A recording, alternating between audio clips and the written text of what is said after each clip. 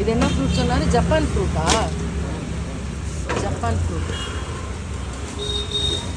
வந்து வியட்நாமில் இருந்து வர ஆரஞ்சும். வியட்நாம், ஆஸ்திரேலியா அதெல்லாம் இருந்து வர ஆரஞ்சு.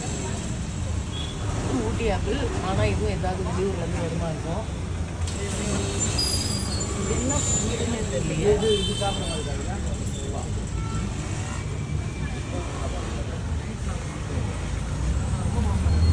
இது வந்து நேந்திரம்,